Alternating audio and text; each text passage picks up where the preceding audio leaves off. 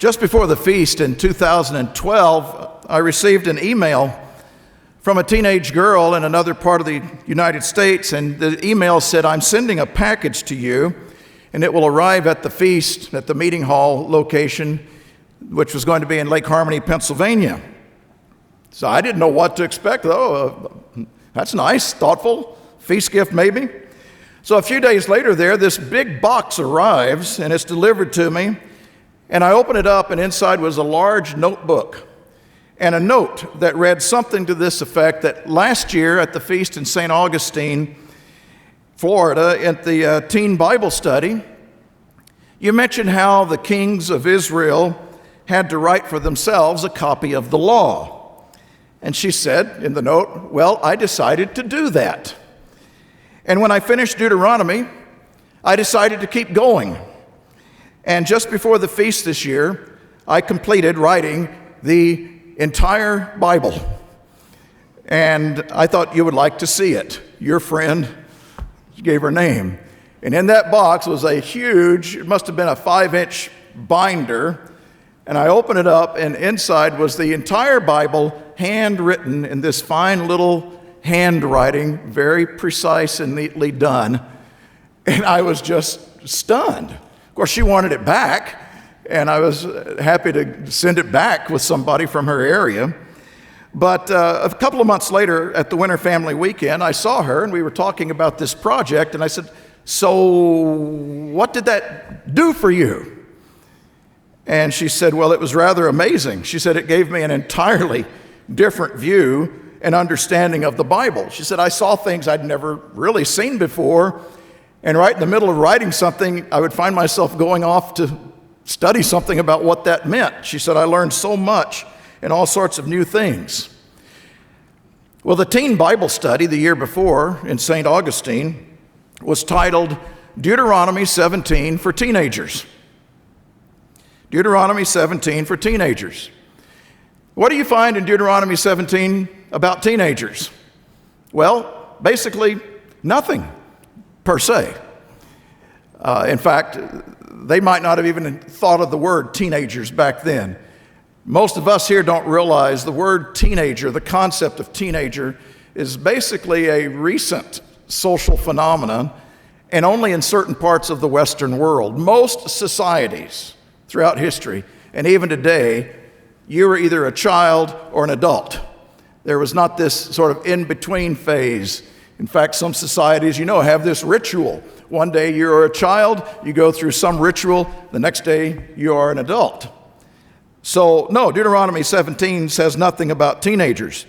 But we do find a section there, it's only 7 verses long, that forms the foundational instructions that God established for the kings of the nation. We might say today, if we came to that, "Oh, that's for the kings, I'll skip that." There are only 44 monarchies on the earth today that have kings or queens, and 16 of them are ruled over by Queen Elizabeth. So you could say, well, there's only 28 people this applies to, right? Well, I suppose you could say that if you're looking at it by the letter of the law, but we know that we're supposed to look at things by the spirit of the law. We are supposed to draw out the principles of all of the things that we read here, and when you look at this section, it's not hard to see how the principles for kings extend far beyond only kings. And I was using that text to try to show the teenagers at that Bible study that these are fundamental, vital, essential principles to succeeding as a husband or as a wife, as a father, a mother, a camp counselor, doing any kind of service in the church, in your business life, in your social life. The principles here are timeless. Basically, they deal with being a good person who can influence other people in good ways. And I was stressing to them that as teenagers, it's not too early in life to see how these principles applied to their lives. In these instructions, we find some foundational principles of leadership, not only for kings, but for everybody, and particularly for the people of God.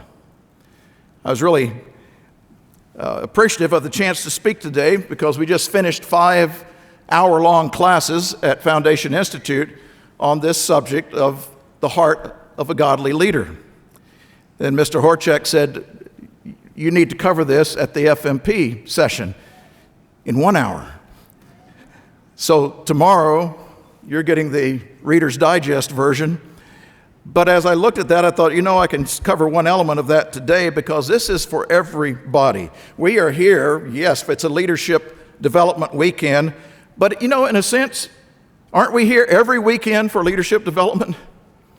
Isn't what we come for every single weekend for leadership development? Because God says we are all going to be what? Kings and priests in His kingdom. And why? Why is that? Because we understand that God wants His children to be helping Him and turning the world around, to be an influence on lives, changing the lives of all humanity. He wants us to be part of the team and His family that works to fulfill His purpose for which He created life, and that is to bring many sons into glory. But if we are going to do that, then it is now that we are preparing for that. He is preparing us at this time. When Christ returns, He's not going to take a couple of years to give us leadership training. He wants us to be able to step right into that role of leading and guiding people and restoring His way of life to the earth. So no matter who we are or where we are in life, no matter what age, what our backgrounds are, we find the principles of godly leadership are important for all of us to consider. Now, I use the term godly leadership very purposefully. We're not simply talking about leadership. We're talking about godly leadership, and that is vastly different. Christ had to make that clear. Numerous times He talked about the way the world thinks about leadership. And He showed over and over again how they are missing the mark on this issue of leadership, just like we miss the mark on everything else. Christ told the disciples, it cannot be that way among you. Just can't be. We have to have a godly mind. So what are we talking about when we say godly leadership? There are probably a number of ways we could define it, but pulling from several scriptures, let me put a few key phrases together from several scriptures that we can frame it this way.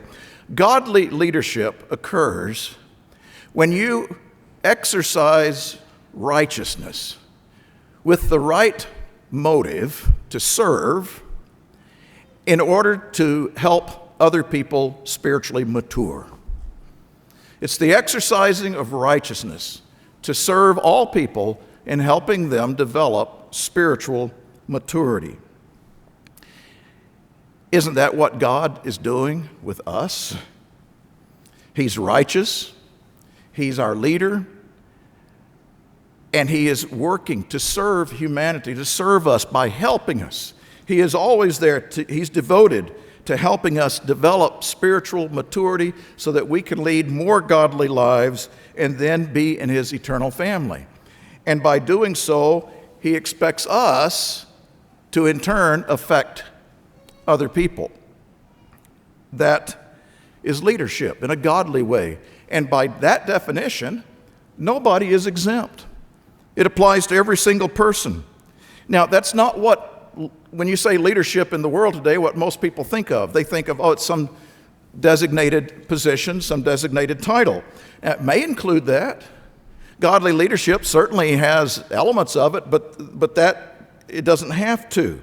Sometimes exercising righteousness to serve people and help them develop spiritually may be due to your position. Let's say Mr. Burnett, as a camp director for a week at summer camp, he is in a designated position and he is expected to influence people. That is his job, and that is something that he does well. It may be that obvious, or it may be as subtle as a camper who is just doing the right thing, setting the right example, never saying a word even, but having a good influence on his or her peers. That too is leadership. Leadership occurs when you have an influence on someone, and it happens in the church of God all the time, and God uses that. Ultimately, it's God who is directing our lives, but so often, how much does he use other people as tools to accomplish his work in affecting someone's life? So living his way is not just for our personal benefit. It is going to help others in one way or another. Let me illustrate it this way. Ask you a question, and let me see your hands. How many of you have ever had your personal spiritual maturity affected in a positive way by another person in the church? Look at the hands. Of course, it may be by things that are said, understanding that you get, talking with somebody, counseling with a friend, getting advice, getting direction, getting encouragement. But other people have benefited. You have benefited from other people. Now let me ask you the follow-up question. How many of you have ever influenced someone else in their developing of spiritual maturity? Oh, come on. I know you're shy and I know you're humble, but let me put it this way. You may not even know that you have influenced somebody else. Have you ever watched somebody's example and been positively impressed and encouraged by somebody else's example? Despite what happened to Mrs. Ghosh that Mr. Horchek was reading about, you read what her husband said, and sometimes the faith that you see in somebody just is so encouraging. No doubt every one of you have maybe not even known that somebody else was watching your example. You have had influences. Do you have children? Then your hand should have gone up. Do you have a husband or wife? Your hand should have gone up. Have you ever talked to a friend about God's way of life and maybe had an influence on them? Your hand should have gone up. God wants us to be leaders. Christ made comment to the disciples that he who desires to be great among you should do what? Serve. He did not condemn the desire to be great. He just redefined the path. He wants us to know what greatness is. We should all want to be great in the right things. A great example of love. How would you like to be a great encourager? You want to be a great mom? Great dad? There are things that God wants us to be great at and that we should be great at, but they are the things of godliness. They all revolve around the things that are godly, and we should be striving to lead and be an example in that way. Because when we influence somebody's life in a positive, godly way, we are exercising godly leadership. And we are positioned every day to influence other people. Sometimes it's in big ways. Sometimes it's in very small ways. But when we have the influence of leadership, it needs to be godly. So we need to understand godly principles. Let's go to Deuteronomy today. We're basically going to stay right here. It is one of many places where you can find principles about godly leadership, but it is probably the first area in the Bible that we find specific instruction that was clearly designated to be teaching leadership. Now, interestingly, the Bible has very, very little to say about management. Some people think, well, leaders, they're the ones who have to run things. The Bible doesn't say much about management. You can find an example. Jethro told Moses, how about setting up captains of tens, hundreds, and thousands? Okay, that was some management advice, but that was not the model set for all time for God's people. For the time and the place, it was good management. Paul told Titus that he should go and set in order the things that need to be fixed in the church and appoint elders in every city. But that's pretty general instruction, isn't it? What does set in order mean? The Bible doesn't say much at all about management. Its focus is on leadership, and when it talks about leadership, it really zeroes in on the heart. What is the heart of a leader? That is the model that comes out of Deuteronomy 17 that God laid down first of all. This is critically important. The context in Deuteronomy, like I said, is instructions for kings. But it applies to so many areas. Let's go there. And the first thing that you will really notice if you think about it, in a sense, God is telling all the kings, you have to govern yourself first in a godly manner in order to lead others. Deuteronomy 17, in verse 14, he said, when you come to the land which the Lord your God is giving you and possess it and dwell in it and say, I will set a king over me like all the nations that are around me. Wrong motive. God, it was going to be centuries before this happened.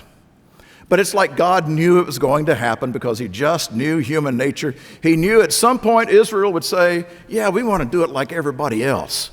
And you remember when it first happened, God told Samuel, they want a king, we'll give them a king. And Samuel, quit feeling bad about it. They didn't reject you, they were rejecting me from being king over them. They had a king, but, like humans are, we want to do it like other humans do. But nevertheless, God still wanted them, if you're going to have a king, I want you to have a good one. I want my people to have a good king. So he said, you shall surely set a king over you whom the Lord your God chooses. One from among your brethren you shall set as king over you. You may not set a foreigner over you who is not your brother. Now there's a lot that we could say about that. There can only be one king. But he said, make sure it's one from among your brethren. Now, even most carnal nations realize that that's a good thing, that whoever leads the nation really ought to be from that nation.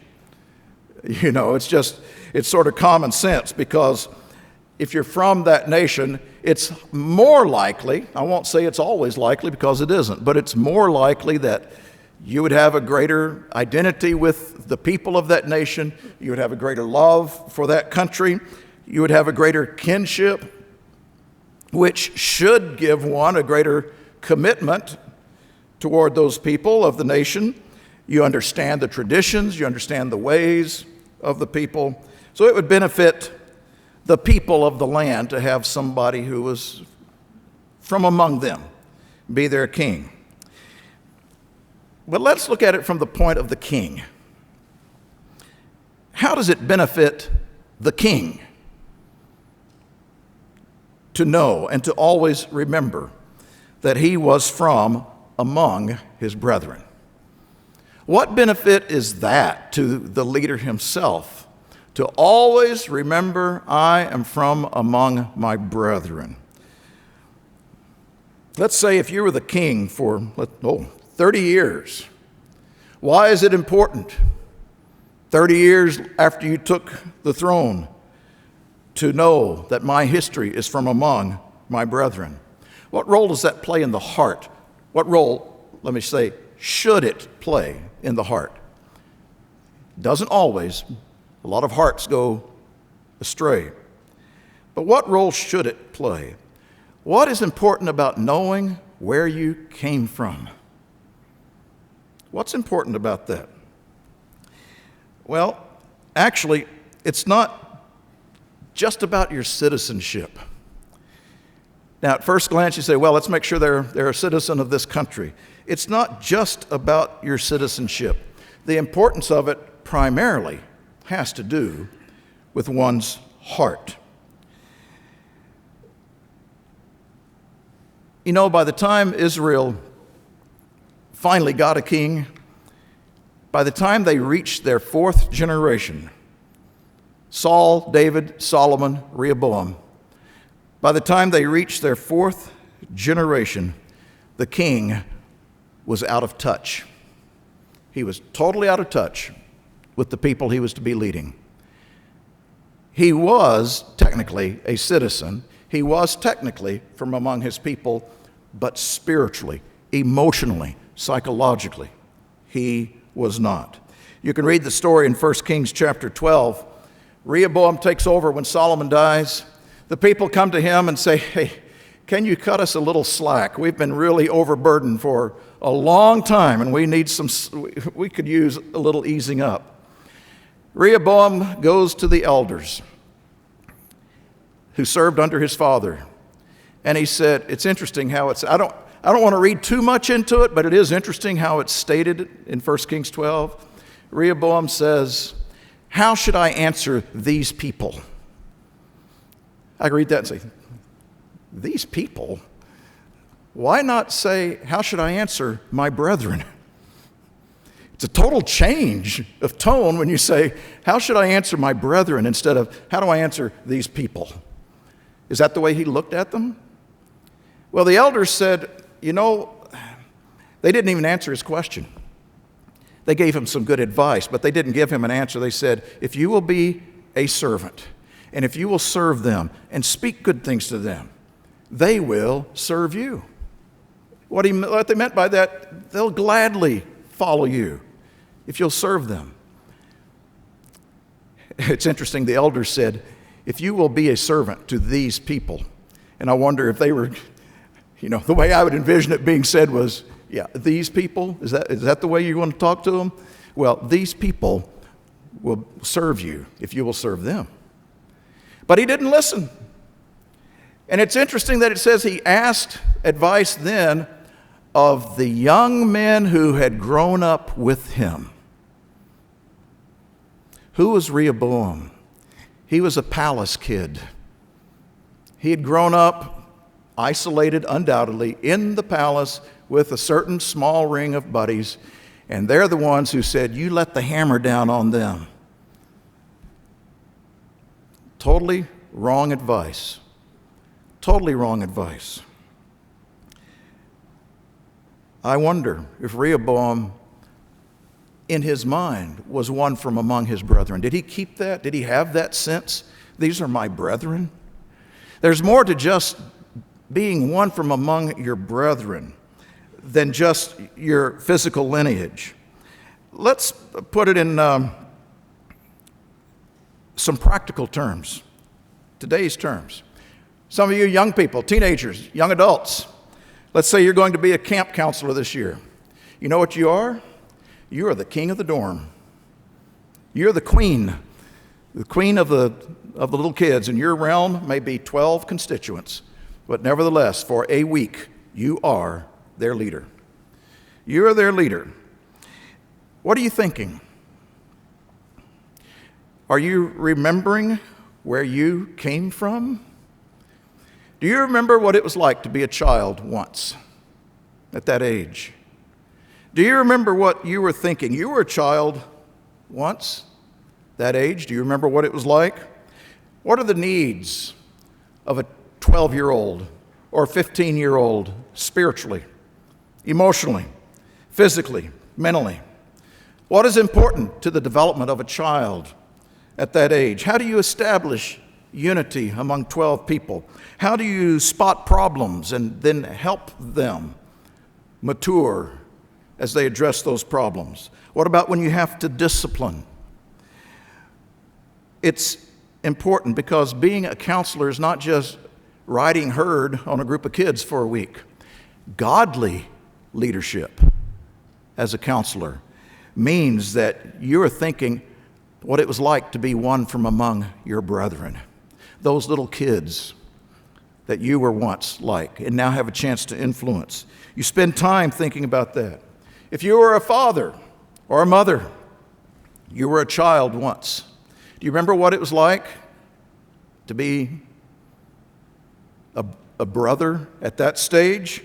You know, Ephesians 6:4 says, fathers, do not provoke your children to wrath, lest they be discouraged, but bring them up in the nurture and the admonition of the Lord. How many children have been deeply affected by fathers or mothers provoking them to wrath, and then they grow up and do the same thing to their kids? And it's just simply never learn. Bringing them up in the nurture and the admonition of the Lord means to do that with God's perspective. With God's perspective. You are king over your family, over those children for a while. For a few years, you have rulership over their lives. And Deuteronomy 17 applies. And when you understand God's plan, that puts your child rearing in a giant perspective, in a hugely different perspective than most people have. We approach our child rearing realizing that in the bigger picture, these children are also potentially our brothers and sisters spiritually. They are going to grow up. We can look at our little kids and our little grandchildren and realize that looking at them in a spiritual light, they're going to grow up. They're going to begin understanding their purpose. They're going to have the same chance as us to turn to God, to repent, to receive His Spirit, to go into adulthood, and to be in His family. And someday in the family of God, we will be brothers and sisters. And we are from among our brethren. Looking at it in God's sight, we have then a different type of respect. We respect their potential. We respect and lead them with the idea and the intent that these are not just my kids, but these are someday my family in the kingdom of God, my brothers, my sisters. It's a spiritual approach. We respect our children as God's children. The king was supposed to respect the subjects in Israel as God's children. It was important for the king to remember that he was from among his brethren, so he would lead them with respect, with humility, knowing that these Israelites are the children of God. And his main purpose in leadership was to steer them toward God. That was the greatest way the king would serve. Now that reminds us then of a basic principle of godly leadership. Godly leaders are there to serve. What did Christ say about that? He did not come to be served, but to serve. Now, let's say child rearing or being a camp counselor, it doesn't matter. It's not serving to do whatever they want. That's not what I'm talking about by serving. To be clear, when we serve people, we serve their needs, not their wants. As a parent, you're not there just to fill every want the child has. You're there to fulfill what they need. And what is it they need? What do they need? It is your job as the king or the queen of the home to find out how to help that child grow and mature, to be healthy emotionally, physically, spiritually, how to develop their health that way. You are the one in control of helping that child develop them. As you serve them by providing those needs, you are leading them. They work hand in hand. Godly leadership is a job of service. It's not a job of reward. It's not a job that puts us in a different position so now I can get something. That's not what the godly mind is thinking of. When the king was given responsibility to guide the nation, it was not because he was superior to his brethren. That's what that principle is here in Deuteronomy 14:15. One from among your brethren.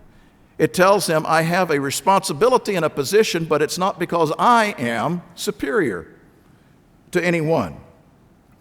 Likewise, when we are given a responsibility in the church, it's not because we are superior to anyone. These are very important concepts. They have huge implications. The spiritual implications of that one thing affects the way we go about our business. It affects our view of people. It affects our attitude. It molds and shapes our approaches as we carry out authority. There is nothing wrong with authority. There is nothing wrong with responsibility or government. Those are all things God created. There's nothing wrong. It's the way that it's used. It's the way that people approach it that creates the problems. So this is what is important in the mind. Mr. Orchek talked about serving at the feast. Maybe you'll sign up and the feast coordinator contacts you and says, I want you to be in charge of the ushers this year. King of the ushers. All right.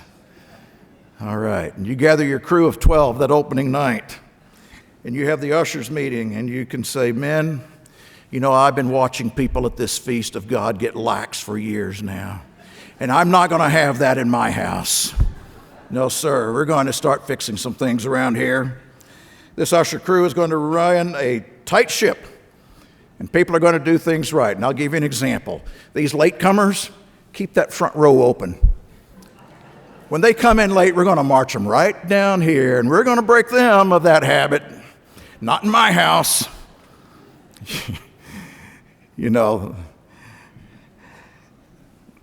Whoever is in charge does have authority. The ushering crew has a responsibility. They have the power to make decisions where people go and when they will do it. But someone who remembers, I am one from among my brethren. I know what it's like to be a brother or a sister who is frazzled because they're running late because the kid threw up and the car had a flat tire and they're coming into church late. And I understand. I remember what it was like. These are my brethren, not my subjects. They will be thinking, how would I want to be treated? I remember how it is. What's the best way to approach people? I have an opportunity. I have a responsibility to serve and to help. But God wants me to do it the right way. The right way. That's what distinguishes godly leadership. And who is our model?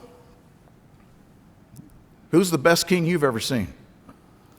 How about Philippians 2, where it speaks of the King of Kings? And it says in Philippians 2, he made himself of no reputation, taking the form of a bondservant and coming in the likeness of men, and being found in appearance as a man, he humbled himself and became obedient to the point of death, even the death of the cross, all to serve us. He was the most admired king that we can think of, head and shoulders above any other. And he was a servant, came to serve us. He serves us to this day. 2,000 years after being a human being and coming to this earth as a human being, 2,000 years later, he has not forgotten what it is like. Christ leads us. He serves us. He's always there to help. We are never alone because he's always with us, as we heard. He counsels us. He intervenes for us. He's patient. He's tenderhearted.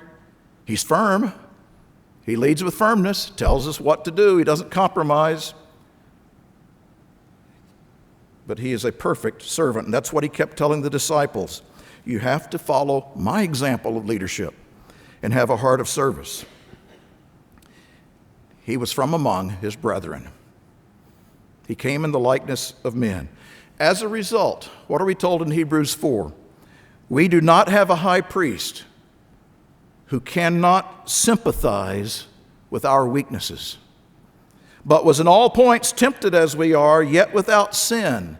Let us, therefore, because we have that king who understands us, we go boldly before the throne of grace to obtain mercy and to find grace in time of need. What a relationship that is. Remembering that you are one from among your brethren, and what that principle means reminds us of how to treat people, how to deal with people. Godly leadership is strong because it leads in love and humility. Now, the Bible is full of examples of kings who failed to keep that in mind, and some who did. The very first king, Saul, forgot all about it. he forgot this principle. He tried to blame his brethren for his shortcomings. He isolated himself. He came to fear his brethren because his heart was all messed up. The next king was David, a man who knew he was to be king, but he spent years and years and years on the run, hiding in caves, sleeping in the dirt with his men, taking care of those who followed him. 1 Samuel 18 says, David behaved wisely in all his ways, and the Lord was with him. Therefore, when Saul saw that he behaved wisely, he was afraid of him. That's what carnal leadership, that's where it goes. But all Israel and Judah loved David because he went out and came in before them. David was a man who understood. David's reign, keep your finger in Deuteronomy 18, there's such an important summary of his life in Psalm 78. In Psalm 78, this is a summary not only of David, but of probably one of the greatest things that could be written on somebody's tombstone as far as their life. In verse 70 of Psalm 78, he also chose David his servant and took him from the sheepfolds, literally and physically.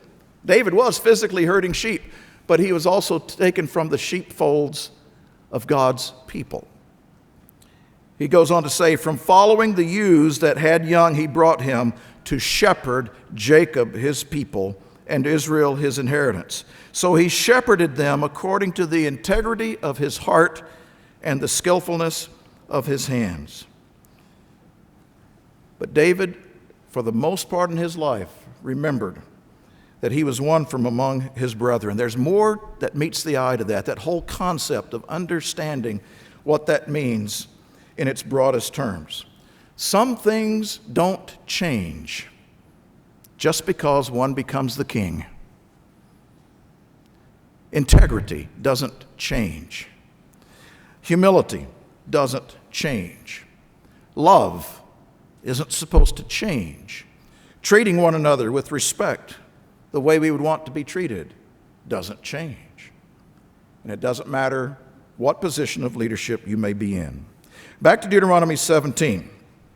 The next two verses begin what we can call the thou shalt not section. What you shall not do. Verse 16, he says, but he shall not multiply horses for himself, nor cause the people to return to Egypt to multiply horses. For the Lord has said to you, you shall not return that way again. What is that talking about? Going back to Egypt. I think we probably understand that. The spiritual parallels in the Bible that we talk about every days of unleavened bread, about going back to sin. Don't go back that way.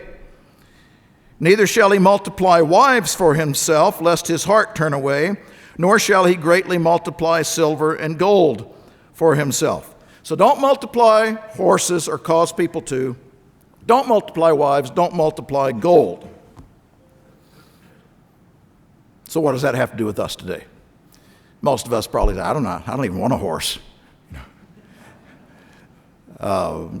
Wives, yeah, you might have a few more pieces of gold, that might make me a little happier.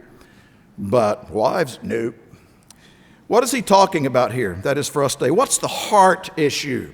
What are the principles here? Mr. Franks is not anxious to get the COVID restrictions lifted in Egypt so he can run and buy that horse that we've had our eyes on. We've had nobody submitting papers to the doctrine committee trying to figure out some way we can wrangle the scripture that will justify us having multiple wives. That stuff that's not there. So is this irrelevant? Not at all. The principles in those statements are really about don't misuse things and don't misuse people. The two most common ways of misusing power. This is about an abuse of power. Don't go that way. Therefore, if you look at it like that, these principles apply to every one of us. There is a key phrase in these verses that give us the principle. There are two words that are repeated 3 times in verses 16 and 17. Does your eye fall on them quickly? 2 words repeated 3 times. For himself. It's the approach, it's the attitude. I am in a position of being able to influence something that I can get more for myself. That's a heart issue. Leaders of all stripes find themselves in positions where if they misuse their authority, they may be able to increase some things for themselves. But when self-serving creeps in, this is really talking about self-serving. When that creeps in, it creates dangers. Dangers for his followers, dangers for himself. Some of the most common problems in marriage and family situations stem from people doing things for himself or herself. So common. What are the dangers for a leader's followers if the leader gets into a self-serving, for himself mentality? What are the dangers for his followers? Well, basically 2. Number 1, they may try to be just like him because they start getting the idea that's how you get ahead. So they will either try to be like him and emulate him, or number 2, they will resent it. They will resent that leadership, and it will create division and disrespect and maybe even rebellion. Neither is good. Both are terrible for the health of the body, whether the body is a nation, a family, a business, a school, a church. Doesn't matter. What is the danger to the leader himself if he falls into a for himself mentality? Well, as he becomes self-focused, he will become blinded, more and more blinded to the needs of those that he is there to serve. He will lose humility. He will lose a sense of reality of what it's like for those he is leading. He will become selfish, greedy, arrogant, and that's all evil. God never created leadership to be used for self-serving. That's not godly. Now, we have a different culture today, so how would you reword these verses if you were talking, let's say, to your children, or giving a Bible study to teenagers, or giving a compass check to the campers? How would you reword these verses? Do these apply? Well, you ever see corruption in government? Do we ever see things that are going on in the world? Do we ever see leaders today doing things for themselves? It's not hard to look around and see that. Godly leadership is the opposite. It's a different heart. It's a heart of giving to others. It's a heart of helping others. It's a heart of giving of our time. Instead of getting money for himself, he's giving his resources. You could say, if you want to put it in an old familiar expression, it's the way of get versus the way of give. Pretty simple. Profoundly affecting, though.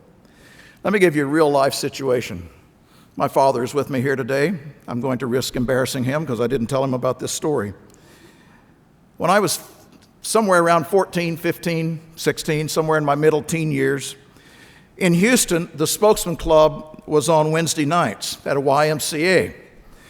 And there was a place where they had the club, but there was a gymnasium there. And after the club was over, we rented the gym from 9 to 11 on Wednesday nights, so those who wanted to could play basketball. So several of us teenagers, the Trey big boys and me in particular, would be there almost all the time, and we would sit and do our homework in the snack room while our dads were in club. And afterwards, we would be so excited to go play ball. My dad did not play basketball. He wasn't really interested in basketball, but most of the time he would stay another 2 hours after club just so I could play basketball with the boys and men. Sit there on the sidelines, watching, chatting with some others maybe. Then we would drive home. He would get in bed about midnight and then get up at 5 a.m. to go to work. There was one year he wasn't in Spokesman Club. And most Wednesdays after work, I would meet him at the door and say, "Dad, can you take me to basketball tonight?" About the time he should have been going to bed, he was often getting in the car, driving us a half hour into town, and sitting and watching me have a good time while he was just doing nothing. You know, when I was that age, back then, I was too young and immature to comprehend or even appreciate his sacrifice. He was sacrificing. Years later, he told me, sometimes that was so hard to do. There were some nights I just wanted to go to bed. I was dead tired, but I also knew that it was a good time. Those were always times when you were in a good mood because you got to go play basketball. You got to be with your friends. And he said, there were times when I would see something you were doing or some direction you were going that I really needed to correct as a parent, but you can't deal with the 15-year-old the same way you deal with a 10-year-old. So he said, I often took you to those times because on the trips there and the trips back, we had an hour where we could talk. And you were always in a good mood, and when you're in a good mood, you're receptive. And you would listen. And he said, there were lots of times I corrected you without you even knowing you were being corrected because we could just talk. And that's what it was all about. That's why he did it. He was sacrificing sleep, sacrificing time with my mother for nothing more than to help fill the needs of someone for whom he was responsible to lead. It was his responsibility to lead. That's what leadership is so much of the time. Sacrificing self for others, not sacrificing others for oneself. But God knew that was such a common issue that he addressed it right here. That's what was being addressed in principle. Godly leadership lies at the heart of service, not selfishness. This is where so many have gone wrong, even in the church. Self-serving, me first, my way, for himself, for herself people weaken all relationships. They make for bad husbands, bad wives, bad fathers, bad mothers, bad bosses, bad workers, bad friends, bad ministers. It doesn't matter. It's either good or bad. And if self-seeking is there, it won't help. Now we come to the you shall do this list. What do you need to do to start on the path of being a godly leader? What does God say? Well, the king, you need to go to college, make sure you get a good education, get that degree. You're probably going to need one in economics, one in geopolitics, probably take some management courses. And, some military service would be good because you're going to be the commander-in-chief. And probably take some personality and speech development training because that'll help you sort of, really win friends and influence people. He doesn't say any of that, does he? Now, those things can be helpful, but that is not the basis of godly leadership.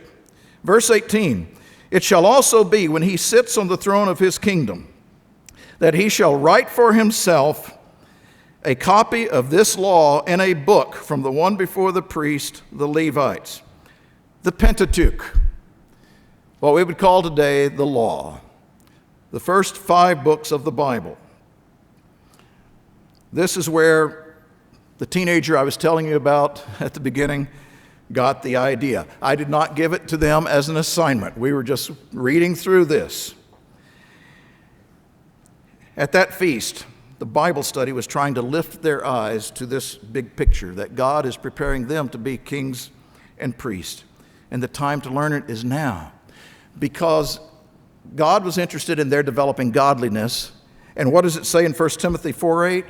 Godliness is profitable in all things, having promise of the life that now is and the one that is to come. Godly leadership has promises for your life now. And he says in verse 19, it shall be with him, and he shall read it all the days of his life. And 5 things are going to happen, God says. 5 things should come from this. So that, what's the reason for doing it? So that, number 1, he'll learn to fear the Lord his God. And number 2, be careful to observe all the words of this law and these statutes. Number 3, that his heart may not be lifted above his brethren. Number 4, that he may not turn aside from the commandment to the right hand or to the left. And number 5, that he may prolong his days in his kingdom, he and his children in the midst of Israel. This is going to carry on down. The beginning of this task was the king is supposed to sit down and write this law. Write it, keep it, read it. Have you ever thought about what a task that first step would be? Just to write it. Just to write it. My Bible here, the first 5 books of the Bible cover 253 pages. Hand write it. I tried a little bit of that yesterday, just for curiosity. I began writing out chapter 17, and then I realized if I'm going to read it later, I need to slow down so I can write it in a legible form that's readable later. I don't think God's intent was for them to just sit down and scribble it out as fast as they could. You know, it took me about 25 minutes to handwrite chapter 17. I started calculating how that fit into the whole 5 books, and for me, to write the entire Pentateuch, I estimated at that pace it would take 95 hours. How many days would that be if you were doing it 8 hours a day? Quickly, well, you can't do it 8 hours a day. Can you imagine the hand cramps? If you're writing continuously for 8 hours a day, there's no way I could do that. What about 4 hours a day? And I'm not even sure that's really reasonable, but if I had 4 hours a day, it would take 24 days. So I got to that point, I thought, man, 24 days, then it hit me. I am writing it with this handy-dandy little ink pen. What did they have to write it on? They had to write it on a skin of an animal or on some papyrus with a little stylus that they had to dip into the ink. What would that add to your time? Double it, triple it, quadruple it maybe? To hand write it that way. This would be a major project for a new king, a considerable physical and mental effort stretching probably over several months, especially to do it right. This is the last time you hear anything about this. I wonder how many kings actually did this. From the behaviors of a lot of them, you think they probably didn't do it. Now, in this modern age, there's something that seems a little quaint and maybe old-fashioned about doing that, doesn't it? King today could say, can I just type it out? No. Can I just read it and then cut and paste on my computer? No. Can I have my secretary do it and then I'll just read it and sign off on it? No. You sit down like everybody else did. I think God would tell that to any king today. You do that. Imagine if the President of the United States had to hole up for 30 days and handwrite the law before he took office. You know, it's interesting. I searched yesterday on Google advantages of handwriting. There's been some interesting science go into this. Studies have shown that writing by hand actually trains the brain in different parts to function in different ways than typing or even printing. And it helps with the cognition. The physical touch of a pen to paper combined with a repetitive process improves cognitive function and development. Very interesting. It also improves memory. Studies with history students. They had some type their notes and they had others handwrite their notes. Which students retained the most from the lessons, would you guess? Those who handwrote their notes. When we have, it said, the physical experience of using our hands, there is an increased comprehension and recall, and it also improves the student's ability to put in their own words what the lesson was about. Not just parroting, but putting in their own words to show that they got comprehension. They have a deeper interpretation. Handwriting, that said, helps us slow down and more fully engage with our thoughts. The brain engages differently when we write something by hand. We're better able to see abstracts when we're writing by hand. So, God was asking a lot of a king. He was asking him to invest a lot of time and effort to do this, but it was for a good reason. And he said, these 5 things are going to result. These are 5 good things. When we look at these things and we say, if God said to write it and read it all the days of your life, and it's going to help you learn to fear God, help you be more careful, keep your heart from being lifted above your brethren, keep you from turning aside, and all these things will help prolong your days. The next question we ought to ask, why? How does that work? Why is it that if we read all the days of our lives, if we really have this impressed and we read all the days of our lives, the law of God, why will that help us do those things? It's really important to understand cause and effect for things like this. How does it work? For example, how does reading the law keep your heart from being lifted above your brethren? How does reading the law make you more carefully observe the laws of God? Well, when you study and think about the law of God and analyze how it affects the workings of the mind, then you can see how it would have an impact on all of these areas. Now, let me just point out a few things to consider about the law of God. Humans have their laws, and laws are fine, but this is God's law. It's God's law, not a human law, that puts it in an entirely different category than all human laws, because God's law is based on spiritual development. It has spiritual elements to it. The law of God reveals a lot about the way God thinks.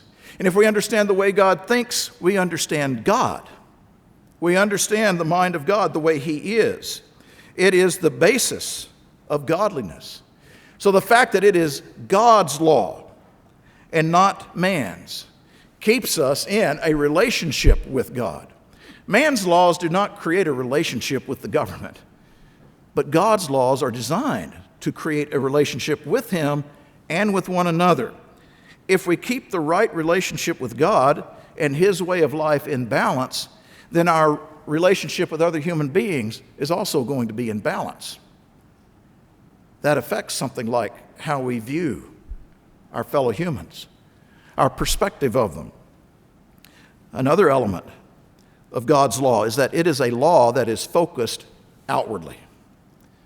God's law is focused outwardly. It is a law, we often say, of love toward God, love toward neighbor, but it's looking out. It's looking toward God and neighbor, not self. The law of God is a law of love, and it keeps us operating in the love of God. Therefore, by design, you could say the law of God keeps us focused on our responsibilities, not our importance. One's heart being lifted above his brethren comes from somebody feeling like they are more important. The law of God, by its design, focuses us on responsibilities that we have towards others, not our importance. Love does not lift its heart above others. God's law, furthermore, defines sin. So it keeps us from getting morally confused or getting watered down. Man's laws changes its definitions of sin all the time. God's law doesn't. It keeps our senses tuned to what is right and toward what is wrong. And therefore, it helps us think about life in terms of, no, this is morally right or this is morally wrong. God's law is not changing that way. It gives us stability. It gives us something concrete. It helps us think about right and wrong, not what do I want to do or not want to do. We don't argue with God about what we want to do or what we don't want to do. We look at God's law and we say, this is right, this is wrong.